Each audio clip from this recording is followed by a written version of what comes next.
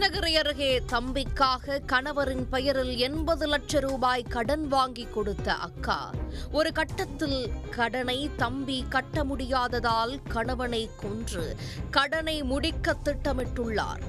விபத்தாக சித்தரித்து கணவர் பெயரில் உள்ள இன்சூரன்ஸ் பணத்தை சுருட்ட திட்டமிட்ட மனைவி, மைத்துனர் உள்ளிட்டவர்கள் சிக்கியது எப்படி? கிருஷ்ணகிரி அடுத்த குருபரப்பள்ளி அருகே எண்ணேகோள்புதூர் தென்பண்ணை ஆற்று மேம்பாலம் அருகே கடந்த 21ஆம் தேதி அதிகாலை 4 மணி அளவில் இருசக்கர வாகன விபத்தில் சிக்கி ஒருவர் உயிருக்கு போராடி கொண்டிருப்பதாக குருபரப்பள்ளி போலீசாருக்கு தகவல் கிடைத்தது. சம்பவ இடத்திற்கு சென்ற போலீசார் உயிருக்கு போராடி கொண்டிருந்தவரை அப்பகுதி மக்கள் உதவியுடன் மீட்டு ஆம்புலன்ஸ் மூலம் கிருஷ்ணகிரி அரசு மருத்துவமனைக்கு அனுப்பி வைத்தனர். பின்னர் மேல் சிகிச்சைக்காக தர்மபுரி அரசு மருத்துவக் கல்லூரி மருத்துவமனைக்கு கொண்டு சென்றனர். விசாரணையில் விபத்தில் சிக்கியவர் அதே பகுதியைச் சேர்ந்த 45 வயது ரகுபதி என்பது தெரியவந்தது. தகவல் அறிந்து சென்ற ரகுபதியின் மனைவி சந்திரா கொடுத்த புகாரின் பேரில் விபத்து வழக்காக பதியப்பட்டது. இதற்கிடையில் தர்மபுரி அரசு மருத்துவமனையில் சிகிச்சை பெற்று வந்த ரகுபதி 23ஆம் தேதி மாலை சிகிச்சை பலனின்றி உயிரிழந்தார். இதனையடுத்து விபத்தை ஏற்படுத்திய வாகனத்தை இதுவரை ஏன் கண்டுபிடிக்கவில்லை என கூறி ரகுபதியின் உறவினரான நாகராஜ் உள்ளிட்டோர் குருபரப்பள்ளி போலீசாரிடம் கேட்டு தகராறில் ஈடுபட்டுள்ளனர். அப்பொழுது போலீசார் காரை கண்டுபிடித்து விட்டதாகவும், பந்தாரப்பள்ளி பகுதியைச் சேர்ந்த ராமச்சந்திரனுக்கு சொந்தமான காரை ஒட்டையனூர் பகுதியைச் சேர்ந்த ராஜா என்பவர் எடுத்துச் சென்றுள்ளார் என்றும் காரை பறிமுதல் செய்து விட்டதாகவும் கூறியுள்ளனர். ராஜா பெயரை கேட்டதும் ரகுபதியின் உறவினர்கள் அதிர்ச்சியடைந்தனர். ஏனென்றால் ராஜா ரகுபதி மனைவியின் சொந்த தம்பி.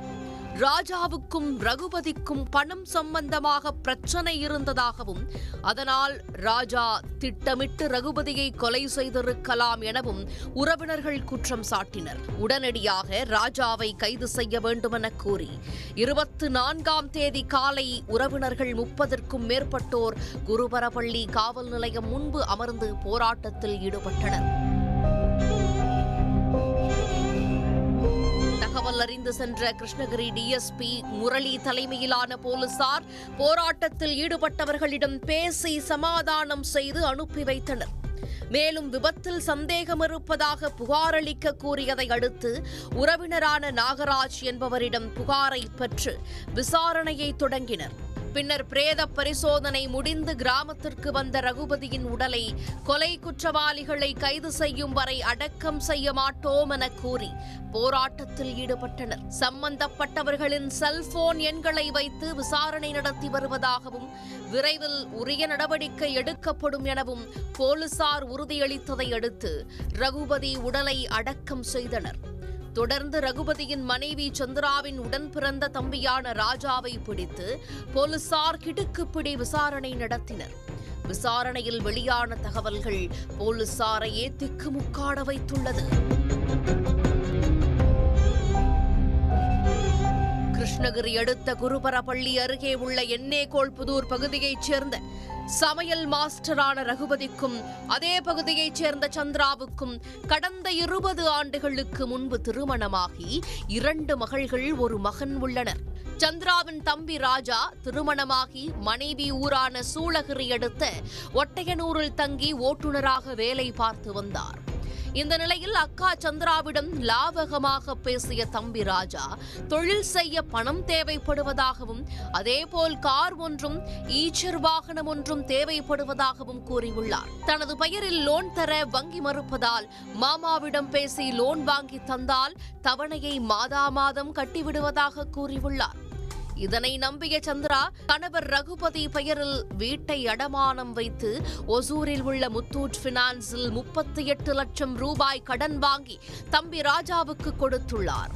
அதேபோல் ரகுபதி பெயரிலேயே சேலத்தில் உள்ள HDFC வங்கியில் 20 லட்சம் ரூபாய் லோன் போட்டு புதிய இன்னோவா கார் ஒன்றும், கோட்டக் மகேந்திரா வங்கியில் 18 லட்சம் ரூபாய் லோன் போட்டு ஈச்சர் வாகனம் ஒன்றையும் ரகுபதி பெயரிலேயே பதிவு செய்து ராஜாவிற்கு கொடுத்துள்ளார். சுமார் 80 லட்சம் ரூபாய் கடனை அக்கா கணவரான ரகுபதி பெயரிலேயே வாங்கிய ராஜா தான் கூறியபடி மாதத் தவணையை சரிவர செலுத்தவில்லை. இதனால் வங்கி ஊழியர்கள் ரகுபதிக்கு போன் செய்து பணத்தை கட்ட கூறியுள்ளனர். இதனால் ரகுபதிக்கும் சந்திராவுக்கும் தகராறு ஏற்பட்டுள்ளது. ஒவ்வொரு மாதமும் தவணை தொகை கட்டும் போதெல்லாம் கணவன் மனைவிக்கு இடையே தகராறு ஏற்பட்டு வந்துள்ளது. இதனால் தம்பி ராஜாவை அழைத்து இதற்கு ஒரு முடிவு கட்டுமாறும் தன்னால் இந்த பிரச்சனையை எதிர்கொள்ள முடியவில்லை எனவும் சந்திரா கூறியுள்ளார். மேலும் தினமும் குடித்துவிட்டு வந்து லோன் பிரச்சனையை எழுப்பி தகராறு செய்வதாக கூறி கணவர் ரகுபதி குறித்து அடுக்கடுக்கான புகார்களை ஆவேசமாக தம்பி ராஜாவிடம் சந்திரா கூறியுள்ளார். அக்காவின் கோபத்தை தனக்கு சாதகமாக பயன்படுத்திக் கொள்ள திட்டமிட்ட ராஜா, மாமா உயிருடன் இருந்தால்தான் லோன் கொடுத்தவர்கள் கேட்பார்கள் என்றும், அவர் இல்லை என்றால் லோனை ரத்து செய்து விடுவார்கள் எனவும் கூறியுள்ளார். சந்திரா மிரட்சியடைந்து கேட்டுக்கொண்டிருக்க, மாமா ஏதாவது ஒரு விபத்தில் உயிரிழந்தால் இன்சூரன்ஸ் பணமும் வரும், அதனால் மாமாவை கொலை செய்துவிட்டு விபத்து போல சித்தரித்து விடுவதாகவும் கூறியுள்ளார். கணவரின் டார்ச்சரால் மனவேதனையில் இருந்த சந்திராவும் தம்பியின் திட்டத்திற்கு இசைவு தெரிவித்துள்ளார்.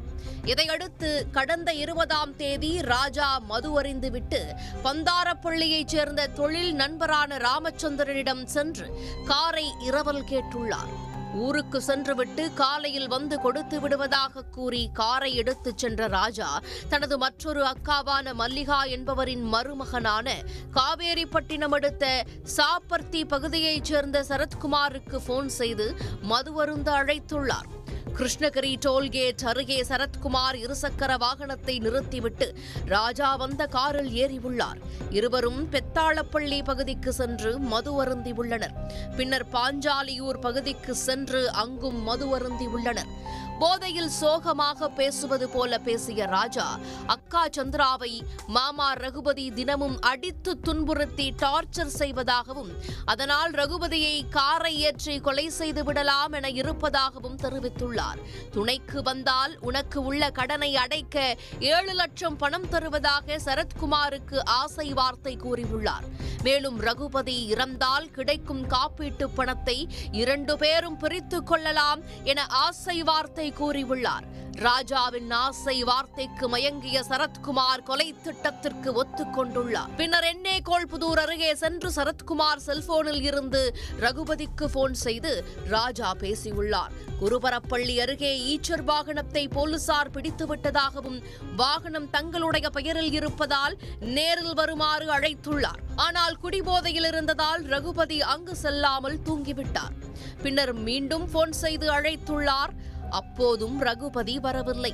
இதனால் ஆத்திரமடைந்த ராஜா 21ஆம் தேதி அதிகாலை 3 மணி அளவில் அக்கா வீட்டிற்கு நேரில் சென்று தூங்கிக் கொண்டிருந்த அக்கா கணவர் ரகுபதியை எழுப்பி நேரில் வந்து ஈச்சர் வாகனத்தை போலீசிடமிருந்து மீட்டுத் தருமாறு கேட்டுள்ளார்.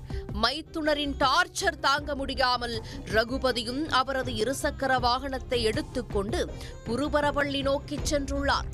வாகனத்தின் பின்னாலேயே ராஜாவும் சரத்குமாரும் காரில் சென்றுள்ளனர். எண்ணேகோள்புதூர் தென்பண்ணையாற்று மேம்பாலம் அருகே வந்தபோது காரை வேகமாக ஓட்டி முன்னால் சென்ற ரகுபதியின் வாகனத்தின் பின்னால் மோதி விபத்தை ஏற்படுத்தியுள்ளனர்.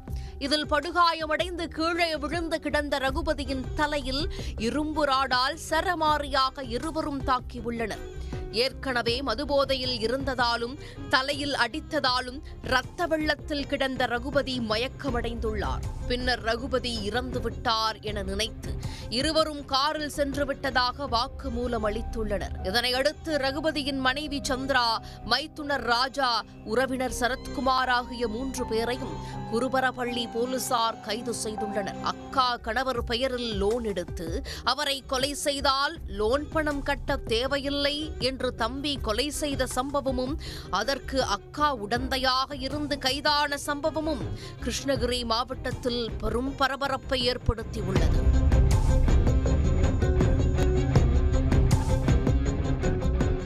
உடனுக்குடன் செய்திகளை தெரிந்து கொள்ள சன் நியூஸ் பெல் ஐகானை கிளிக் பண்ணுங்க.